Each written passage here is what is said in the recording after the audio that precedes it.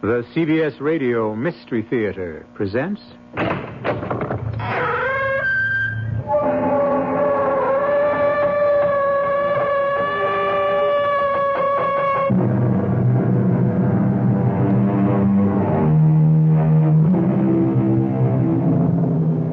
Come in. Welcome.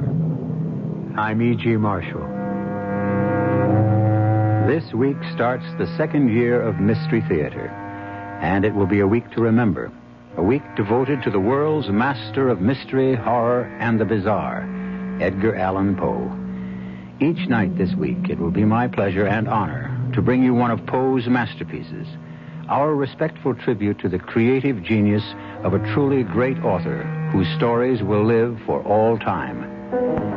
Help us celebrate the start of our second year of Mystery Theater by joining us every night this week in our salute to the world's acknowledged master of the macabre.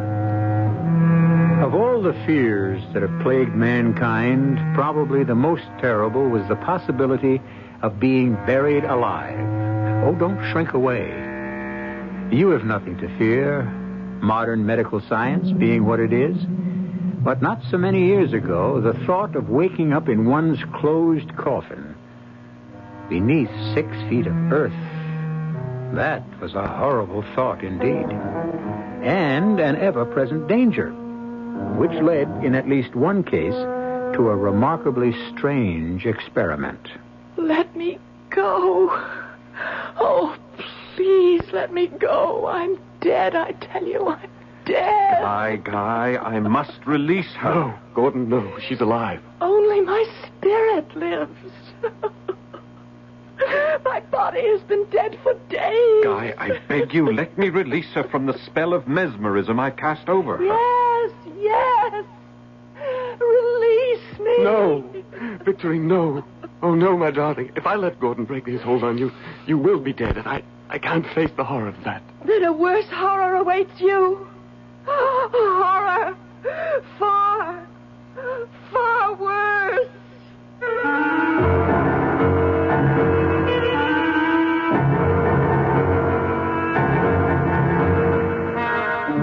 Our mystery drama, The Premature Burial, was adapted from the Edgar Allan Poe classic, especially for the Mystery Theater, by George Lothar, and stars Keir DeLay. It is sponsored in part by Buick Motor Division and Sign-Off, the sinus medicines. I'll be back shortly with Act One. You're driving a car you knew you were going to buy the minute you saw it. Skyhawk. Buick Skyhawk. You just knew a car this streamlined would be easy on gas, and you were right.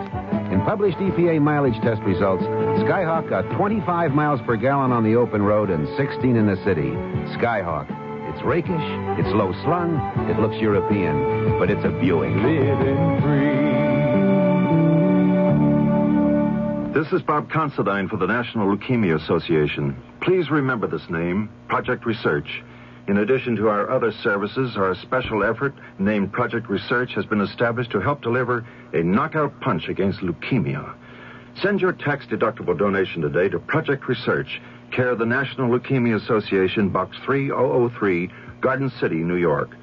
This is Bob Considine saying thanks to you for Project Research.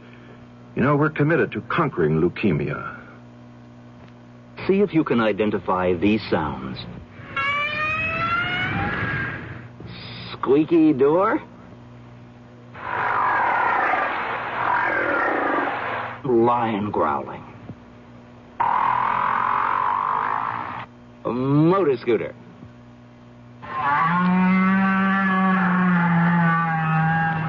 Cow mooing?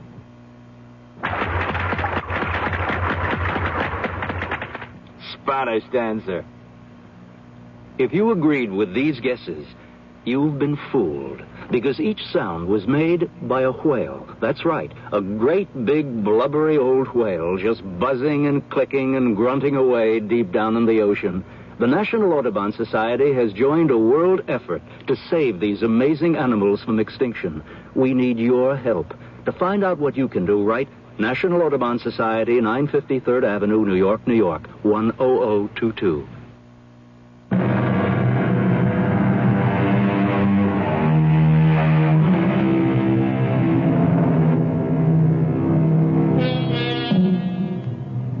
know, I'm an inveterate and incurable reader of diaries.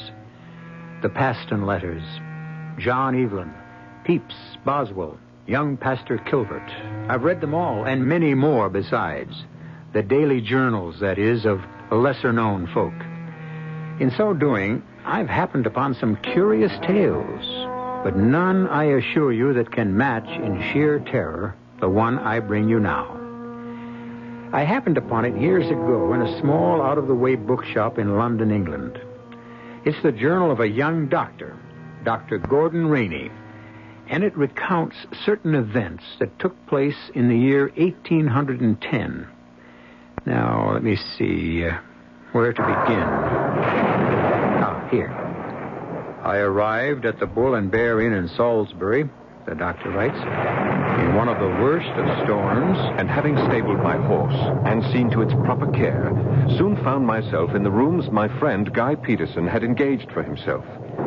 In all the years I'd known him, since undergraduate days at Cambridge, I'd never known this closest of my friends to be in such a state of overwrought nerves. Thank God you come, Gordon. Thank God you're here at last, my friend. I came as soon as I could after getting your message, but what is it? I've never seen you in such a state of nerves. Thank God, you're actually trembling. She's dead. Dead, you see, and they buried her last week, but I must see her once again. Gaze on her face. Now look at me. What? Look at me. Look full into my eyes. What? Gordon, what are you doing? I'm merely calming you down through the use of mesmerism. Mesmerism? What in heaven's name is that? And why do you stare at me? As if I... That's right, old friend, that's right. Calm down. Quiet yourself. Relax. Just loosen up. Let yourself go. That's it. That's it. There now. Feel better? Why, yes. But how did you do it? What is this? Mesmerism, did you say? Yes. A means of controlling another person by, well, to put it simplistically, dominating him with one's own will, the force of one's own willpower. But that's miraculous, and yet you did it. I feel ever so much calmer now because you made me. Good. And now, Guy, calmly tell me why you sent that urgent message to meet you here in Salisbury. Victorine is dead. Well, I know how you must feel, and of course I sympathize deeply, but her death, isn't it a blessing? A blessing? She's dead. Victorine is dead. And at last free of the hellish life Sir Giles Buckingham led her. Come now, Guy. Is that not something to thank God for? Well, I suppose so. Oh, my dear good friend. I know how much you loved her. Loved her? She was my heart, my soul, my very life.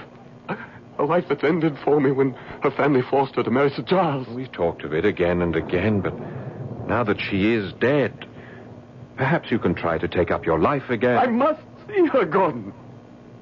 See her? That's why I'm here. Why I asked you here. I must see her, Gordon. Gaze upon her lovely face once more. But she's buried a week ago, you said. In the family vault on the Buckingham estate. I want to go there tonight. Force entry into the vault. Open her coffin. And look at her once more. Just once more. I need you because I fear to go alone. There is more to fear than that, Guy. What do you mean? A body, dead and buried for a week in a damp and virtually airless vault. Guy, you'll not see Victorine as she was in life. I shall see her. Guy, this is mad. I beg you to... I must! I don't care what she has become. I must see her once more. Must I do it alone? Will you help me? If it is your wish, you wish it so strongly, then... Yes, I'll help you. We must be careful not to be discovered, Gordon. This moonlight makes everything as clear as day. There'll be no one about unless the estate is guarded at night against poachers. Let's hope not. Wind kicking up. That should help a little. Cover any sound we make. Yes. Here's the gate to the estate. Is it locked? Soon find out. No. Come. There. So much for that. Now, the location of the vault. Do you know where it is? Yes. That line of copper beeches on the hill. Do you see them? Yes. The vault lies just beyond. Come. Wait. That barking dog. If the place is guarded by a dog or even dogs. Now, don't let your nerves get the best of you. Bad enough to face trouble when it comes, not before. That dog. It's here on the grounds and closer. Gordon? Steady, man, steady. Yes, it's on the grounds, all right, and coming this way. Come, let's step out into the open. Into the open? If the dog is coming this way, I want to meet it in full moonlight. Why, Gordon? Why? Because my only chance of subduing the beast, if it can be done, will be with my eyes. My voice, too, yes, but the eyes. There, I see it. Coming over the hill against the moonlight. Good Lord. A monstrous animal, Gordon. It's a mastiff, and a big one. And he's caught our scent. Come on, step out into the moonlight. Quickly, or all is lost. Yes. Gordon, I'm scared. Stand still. Make no move. Leave this to me. All right, boy. Quiet down. Quiet down now. That's a good dog. That's it. We're not here to do you any harm, boy. We're friends. Your friends. Yes, that's right, boy. There's a good dog. A fine dog. Unbelievable. You stopped him with your eyes. Held him to the one spot just by looking at him, and with your voice you soothed him. You calmed him. Took all the fight out of him. Yes. And now, let's get on to the vault.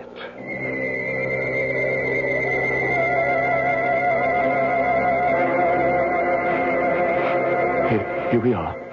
The vault. Locked? Afraid so.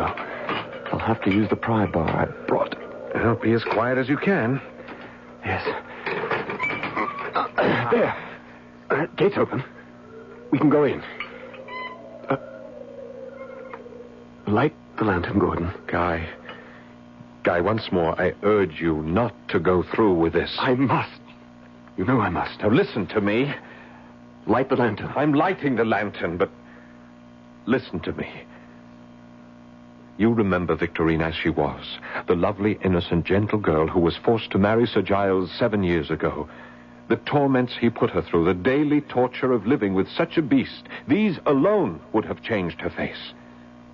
But she's dead as well, and buried here a whole week. Guy, I beg you once again, remember her as she was, not as she must now be. Shine the lantern about. Very well. Oh, dear heaven. There are at least a dozen coffins piled one on another. How can we tell which is Victorine's? Hers would be one of the topmost. Yes, and the velvet covering would be the newest. The brass studs still bright. Ah, that one up there, I think. Let's get it down and see. Just let me put the lantern over there. So. Now then, I'll take the head of the coffin, you the other end. Can you reach it? Just all right, pull then. Now, pull it to the edge. And when we get it to the edge, we can put our hands under it and let it down very gently. Yes. Gordon. I heard it. What was it? It couldn't be. Can't be what I thought. A voice. And it comes from inside the coffin. Oh, dear heaven above. This is Victorine's. Gordon, she's alive. Alive. Let's put it on the ground. On the ground. Easy now. Easy. The pry bar now. Pry off the lid. Yes. Well, hurry, man. My nerves. Hands trembling, no strength. Give it to me. Now then. Hurry. Well, I'm working as fast as I can. There. The lantern. Quickly, the lantern. Yes. Shine it into the coffin. There. Oh, look. Victorine alive. Alive. Guy, it's you. It's you. Oh, God, thank you. Horrors I've been through. All right, gently now, my dear, gently. Gordon, you, Gordon. Yes, my dear. Come on, Guy, lend a hand. Help me lift her out. Oh, I can't believe it. Oh, buried alive. Oh, my dearest, it must have been horrible for you. I don't want to think about it. I can't tell you. To wake up, and at first not knowing where you are, and everything black, pitch black, suffocating, scarce enough air to breathe. Best not to think about it. And then you move, and you feel the sides of the coffin, narrow, so narrow, and you reach up and you touch the lid, but the lid's only an inch or two from your face, and then suddenly, you know. Oh, heaven help me, you know. You scream with the terror of it. You scream and scream and scream. Stop it at once. Yes, Gordon. You're alive, and that's all that matters. Yes. And thanks to what I called a mad impulse, you're safe. Oh, yes. Oh, my darling, my dearest. Sweetheart. Now, listen to me, darling. you two. Listen, we face a problem. What problem? Well, how are you going to take her back to Sir Giles? How explain all this? Sir Giles will have us arrested for breaking and entering. She's not going back to Sir Giles. She's coming with me, away from this hellish place. Oh, my darling. You can't do that. She is his wife. I'll die before I let Sir Giles get his hand on her. A promise you may very well keep, my dear sir. What? It's Giles. How did you... The barking of my dog aroused me. I, in turn, roused my keepers, who are out and about scouring the woods. As it happens, I came this way, saw the light of your lantern flickering in the vault, and prepared to surprise what I thought to be grave robbers. Well, as it happens, I am the one surprised. Indeed, I'm shocked. I scarcely expected to find Victorine alive. Yes, she's alive. And from here on, Sir Giles will live, I pray, a far happier life with me than ever she did with you. Move aside, sir. I think not. If you're going anywhere, my friend, you and your accomplice, it's to jail. As for my wife, since she is returned to life, she will also return to me. Oh, no. You don't move, sir, I warn you. For if you do, it will give me extreme pleasure to blow your head off with this gun. Extreme pleasure. I confess that at this point in Dr. Gordon Rainey's journal, I thought the tale over and done with. I was wrong, for really, it was only the beginning. I'll return shortly with Act 2. I want that sinus medicine. Headache tablets? No, sinus medicine. Sinus tablets. Helps the headache and the pressure. Oh, you mean sign-off. Exactly. Headache pain is one thing. A sinus headache is something else. Sometimes your whole face can seem to throb with pain. You want relief. Take Sign-Off tablets. SINEOFF, the sinus medicine that gives you a full dose of pure aspirin plus a sinus drainer. Sign-Off, the sinus medicine that helps relieve sinus pain while you drain. And Sign-Off doesn't stop there. Have you tried Sign-Off Sinus Spray, the fastest known form of sinus congestion relief? It works in seconds. That's Sign-Off Sinus Spray. When sinus flares up, use Sign-Off tablets and spray, only as directed. SINEOFF. Sign-Off. Exactly. Sign-Off, the sinus medicines in the bright red box.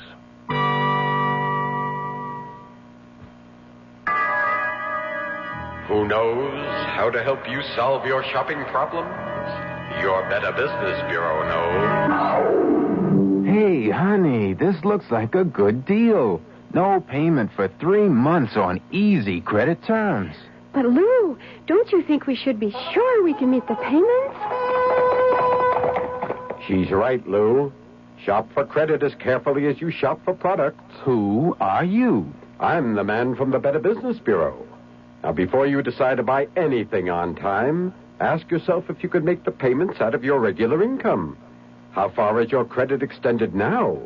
Have you any credit or cash reserved to cover an unexpected illness Or loss of job? Gee, thanks. Maybe I'd better think it over. Thanks for your advice. Not at all. Just another consumer tip from your Better Business Bureau.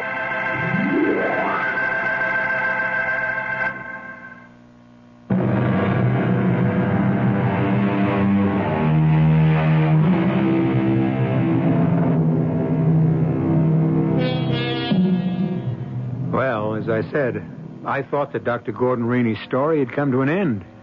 He had gone with his friend, Guy Peterson, to the vault where the woman he loved lay dead in her coffin, only to find her alive.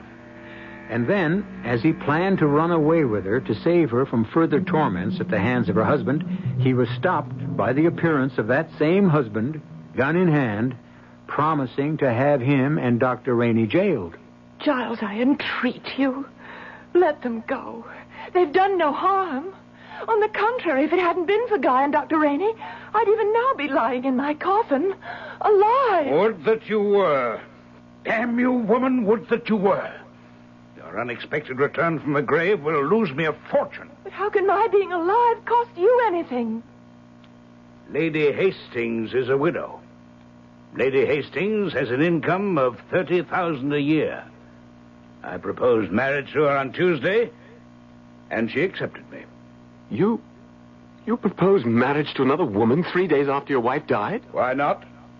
I'm alive, very much alive, and to live one needs money. Why the look, Dr. Rainey? You have more sense, it seems, than sensitivity, Sir Giles.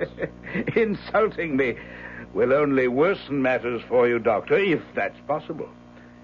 You can't be as unaware as you would like to seem that your career is ruined.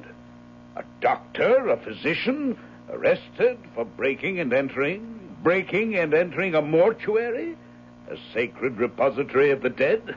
Sir Giles, you mustn't do this to Dr. Rainey. He helped me because he's my friend, a good and true friend. He was against it from the very start and would never have agreed to assist me had it not been for his deep and abiding sense of loyalty. Oh, do stop, do, or you shall have me in tears. Tears from a stone. A miracle. Stone, am I? Oh. Very well, then. Stone that will crush you, dear wife. Crush you until the death you've escaped will seem a paradise to you. Put down that gun and I'll... But I've no intention of putting down the gun. Certainly not until the bailiff arrives and takes you into custody, to jail, where I shall see to it you rot, the two of you. What do you mean, rot?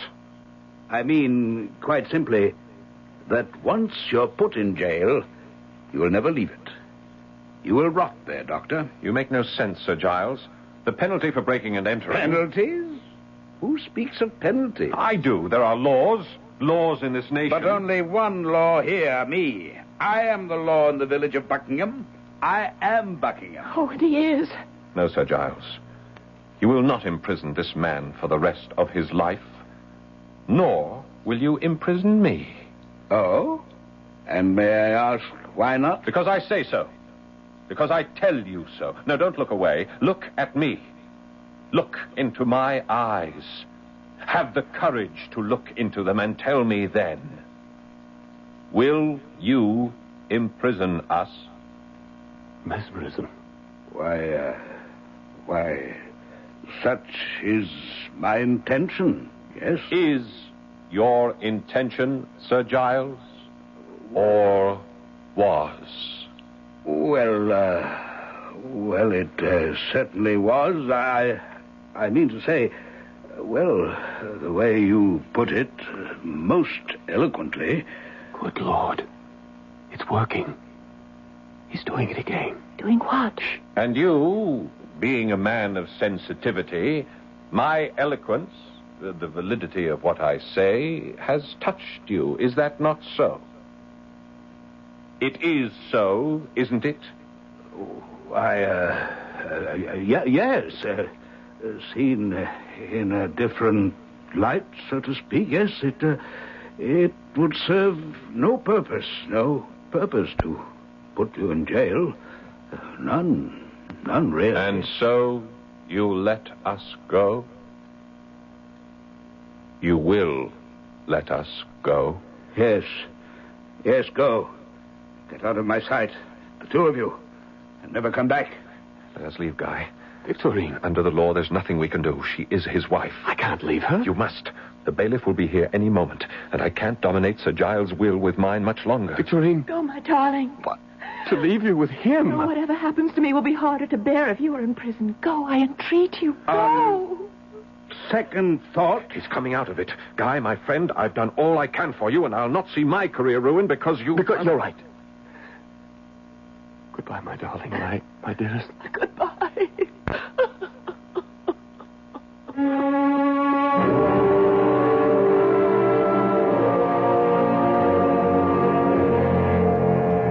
Mesmerize me, Gordon. Do something. Do anything to relieve me of this torment. You must control yourself.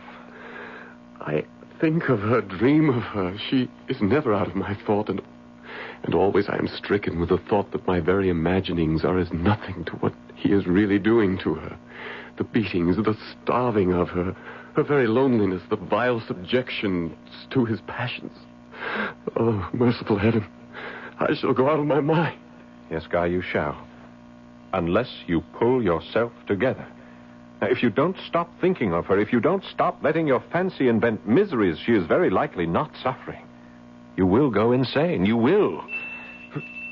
Someone at the door. Who? Were you expecting someone? No one. Whom would I want to see? I'll answer. Victorine! Save me, Gordon, save me. Good heavens. Come in, my dear. Guy, look, it's Victorine. Victorine? Oh. It is. My dearest, I could bear it no more. Oh, yes. Oh, hold me in your arms. Hold me. Oh, Victorine. He may kill me, but I'll never go back. Never. He never loved me. And now he hates me because I keep him from marrying Lady Hastings and her fortune and makes me pay. Oh, save me from him. Never let him take me back. Gordon, she's fainting. Here, Victorine, some brandy. Now, lie down on the couch. There, my love. Lie back. Relax. Let me take over, Guy. Go and bar the door, and bar it solidly. He must know she has fled, and to where she has fled, and he cannot risk her out of his sight because... Because what?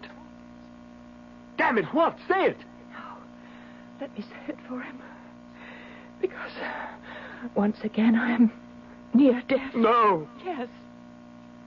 Unless I can find rest. Unless I can feel myself safe from him. I shall die. You will not. I want to die. Now stop talking, man. For once, act. Now bar that door. Yes. Too late. No, I threw the bolt. Not enough. Open up, I say, or I'll have the door broken down. Gordon, what shall I do? Unless you want a smashed door with nothing gained. Open it. Open, you hear? Open! He'll take her back to Buckingham. Yes, he will. She's his wife. There's nothing you can do. Now, damn you all. At it again, are you? Stealing my wife? Taking what belongs to me? You men, take her. No. Over my dead body. Take her. No. Enough.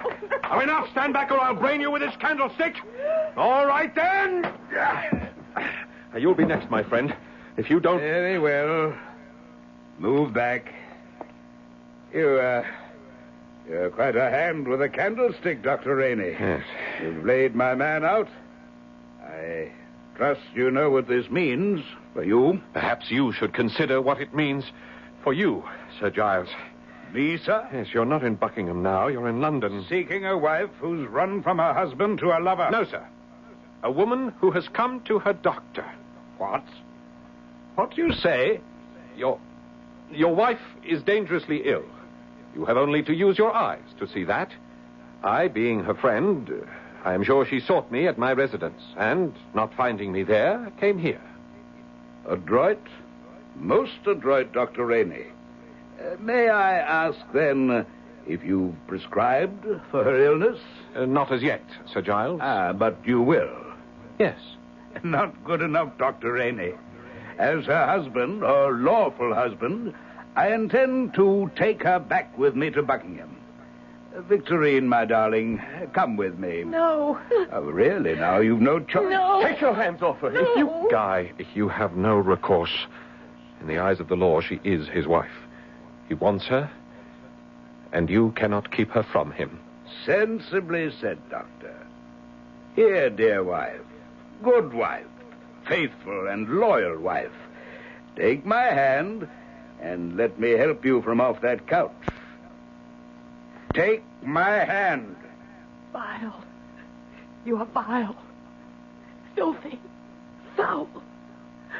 I shall never touch you again. I'd rather burn off my hands than touch you, you evil man. I'll die rather than go back with you. Die. Damn you, come. No. No. No. Gordon. She is dead. Oh, no. Are you sure, Doctor? She was pronounced dead once before, you know. There is no pulse. I can detect no vital signs. To all intents and purposes, she is dead. Ah, you modern-day doctors, always escaping in words and phrases, to all intents and purposes, which is to say, you're not sure. Who is sure of anything, Sir Giles? However, considering what has gone before, we will keep her here under observation for a few days. You'll do nothing of the sort. You men, pick her up and bear her to my carriage. No! Wait, what are you doing? Possessing myself of my property, sir. Whether it be alive or dead. But you can't do this. You Take can't her do... to my carriage. Gordon! There is nothing either of us can do. And, Guy, she is dead. I'm virtually sure of that. What if she is not? Don't trouble yourself. Your own friend, the man you trust, Dr. Gordon Rainey, has pronounced her dead. All I intend to do is see that she is properly buried. This time, to stay properly buried. Is she dead? You must understand, in those days, more than half a century ago, one was never sure. I'll return shortly for Act 3. You're on the open road, rolling free and feeling great about your new Buick Century. Because in published EPA mileage test results, a V6 Buick Century got the best highway mileage of any U.S. midsize car.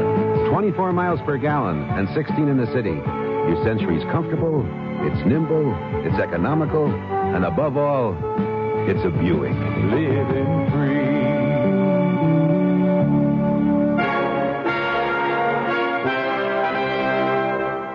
In God we trust. America speaks.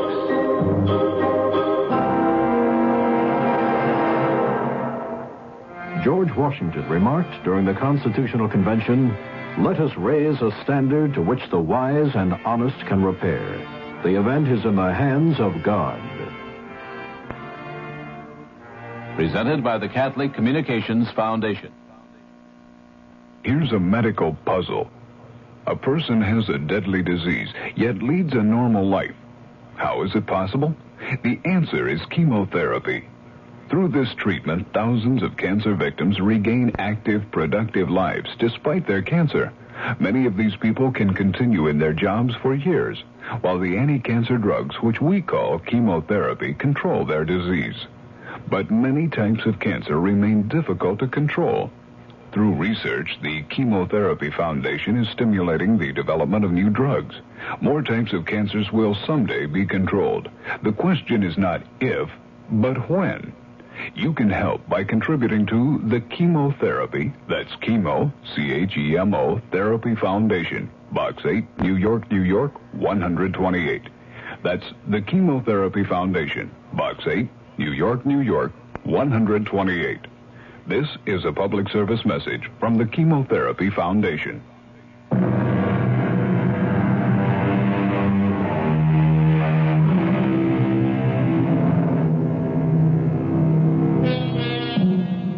Think for a moment how you would feel if you thought someone you loved might conceivably have been buried alive.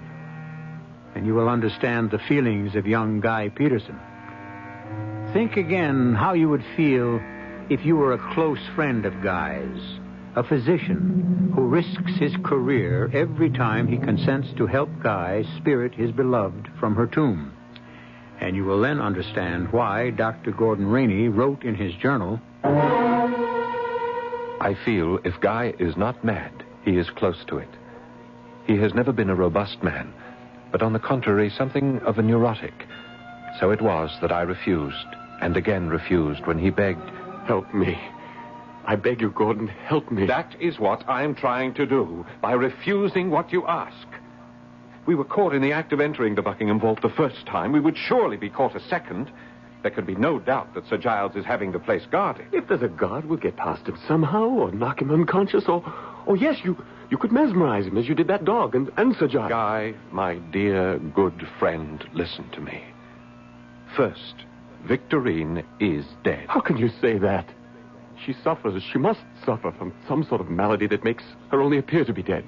There are such maladies. Yes, everything you say is true, but... You admit she could yet be alive. Buried alive in that tomb even now. Now, stop that. Stop it. The second thing I was going to point out is that mesmerism doesn't always work.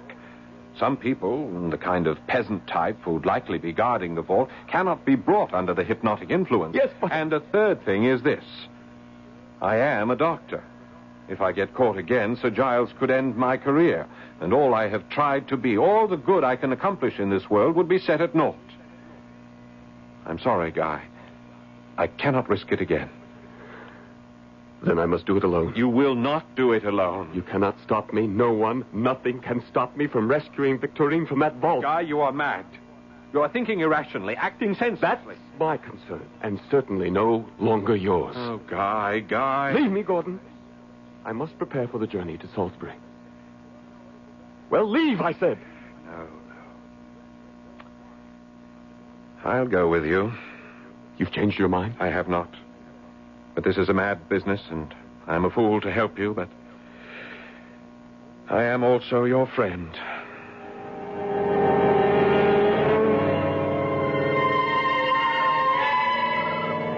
Gordon? Yes. The vault is guarded. Yes. I see the man. A big brute he is. Do you think you can mesmerize him? Bring him under, what did you call it? Hypnotic influence? I doubt it. He's the type I told you about. All muscle and little brain. It's a dark night to make things worse. You wouldn't be able to see my eyes clearly. Do you dare try? Well, I have no choice. But keep this in mind, Guy. Yes? If I fail, as I most certainly shall, run for it. Do you understand? Don't try to fight him. Run. Yes, whatever you say. All right, now then. Let's step out of these bushes and walk toward him. Say and do nothing.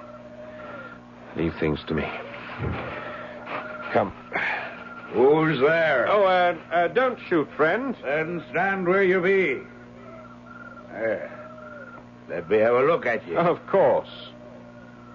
We mean no harm, friend. We are simply two gentlemen who got lost in these woods, and so... How come you're lost? This here is Buckingham Manor, and it's surrounded, all of it, with an iron fence. Yes.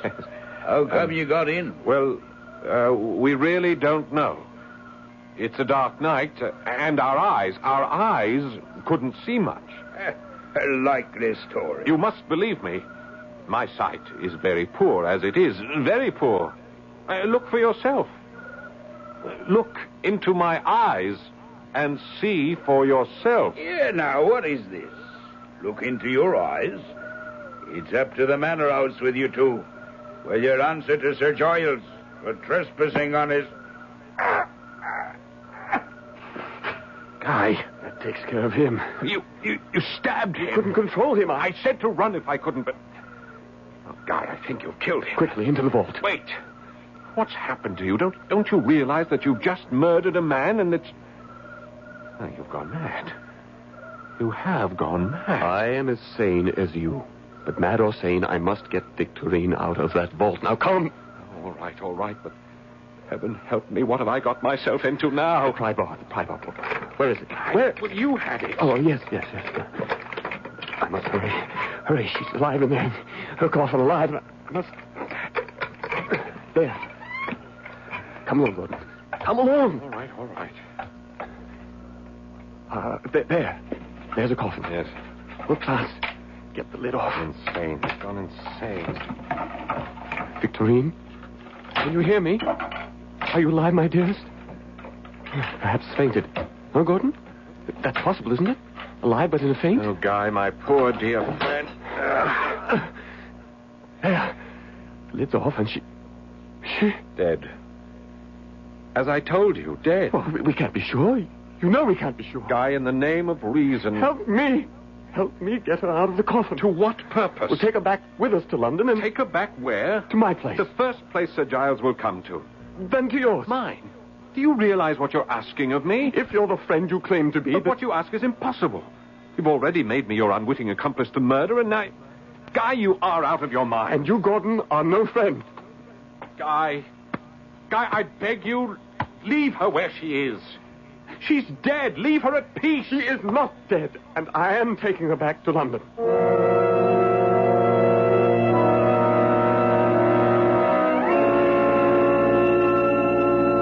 If whoever may read these pages of my journal thinks me a fool, I could not agree more.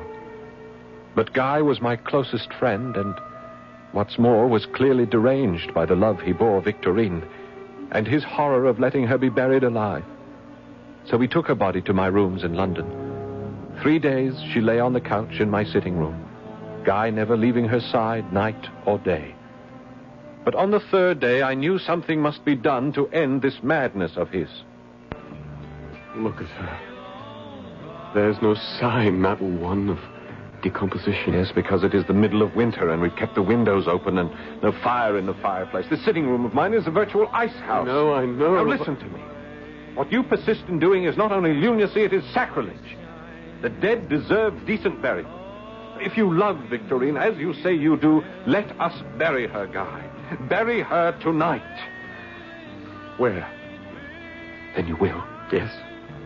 Where can we take her? Well, I thought of that and prepared for it. A grave awaits her body in St. Pancras Cemetery. All is arranged. We can take her now under cover of night.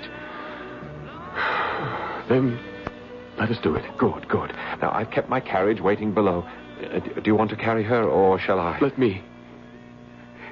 It will be the last time I hold her in my arms. All right.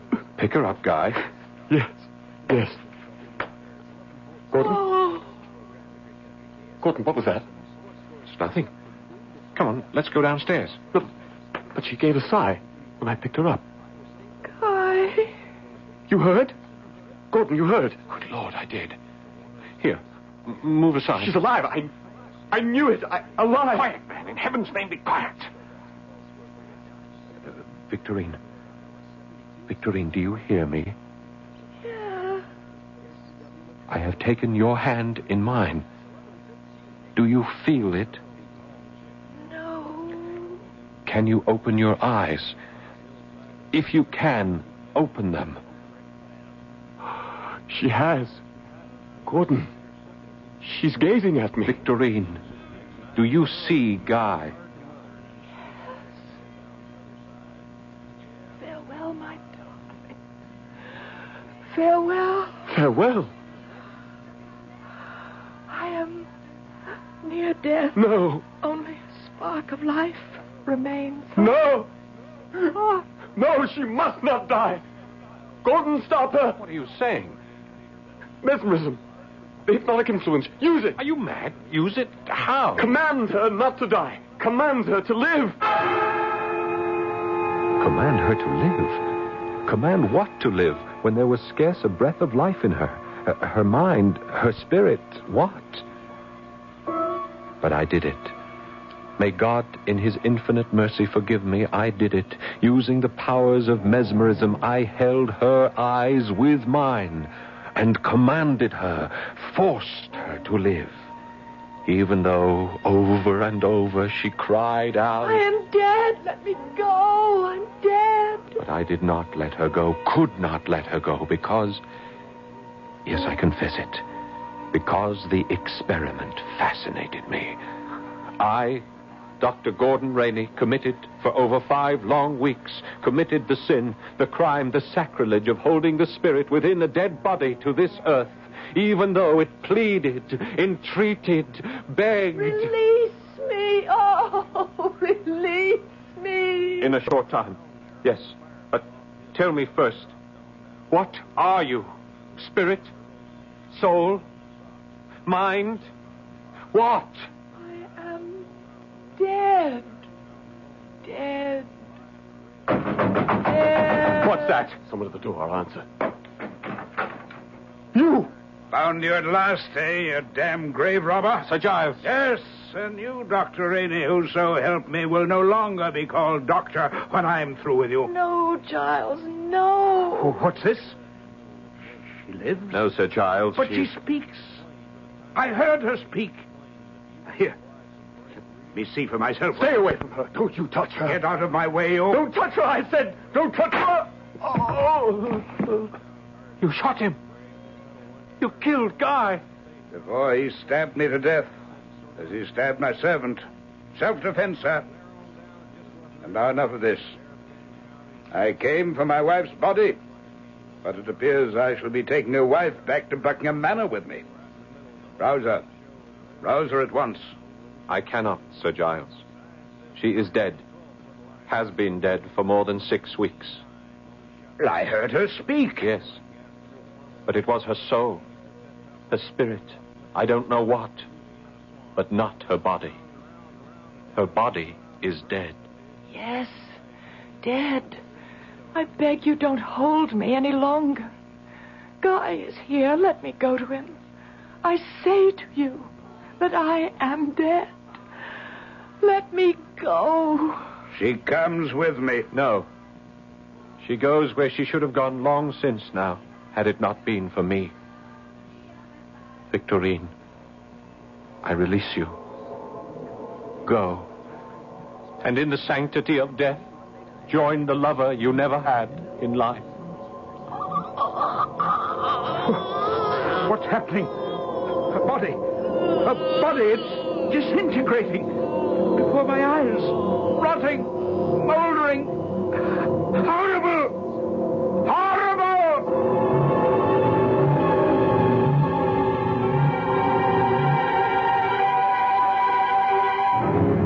Horrible indeed it was. For using Edgar Allan Poe's own words, upon the couch there now lay not the body of Victorine, but a nearly liquid mass of loathsome, detestable putrescence. Mr. Poe's words, mind. When he set out to horrify you, he horrified you. I'll be back shortly. Ladies and gentlemen, today our Man in the Street interview comes to you from Big City, USA. Excuse me, sir. What do you get high on? I beg pardon? You know, what do you turn on with? What, you some kind of a cop? Well, it doesn't make any difference anyhow, because I don't use anything. Then how do you get high? Oh, I get high on a lot of things, like seeing my kids start to walk or the first dandelions in the park, you know. Anything else? Yeah. Getting tired gives me a high. If it's a tired, you know, from something I like bowling with the guys or taking a long bike ride. But, hey, would you believe polishing my car gives me a high? And it's even legal. In other words, then, you get a natural high. Yeah, natural, that's it. Which, incidentally, doesn't mean that you're high all the time. It'd be unreasonable to expect to be high all the time, you know? It's like getting high on life. Sure, but you got to remember, getting high on life could be habit forming. This mini-interview was brought to you nationwide by the New York State Drug Abuse Control Commission.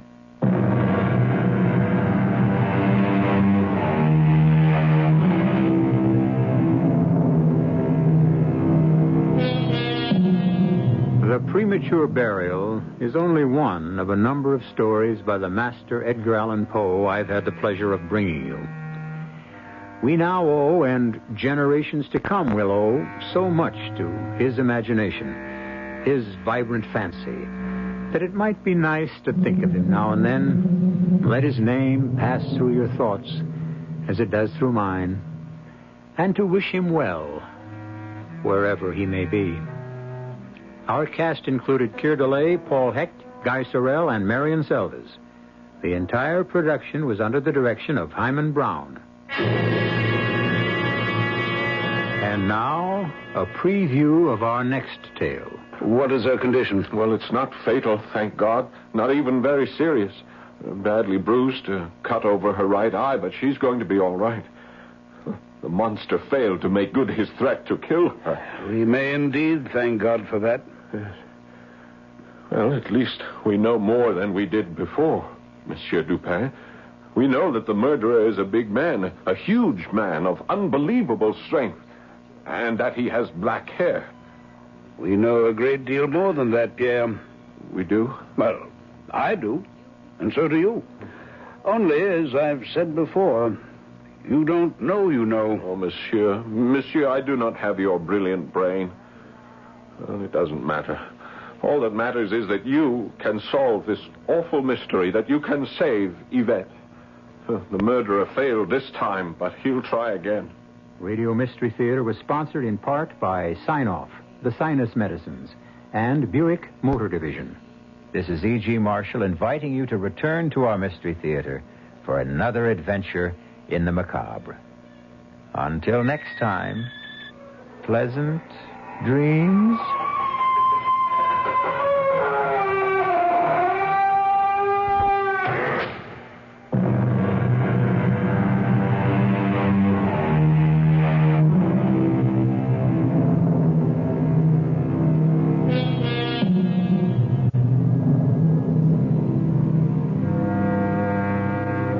Again tomorrow night at 10:30 as Edgar Allan Poe Week continues the first anniversary celebration of the CBS Radio Mystery Theater on KRNT, Des Moines.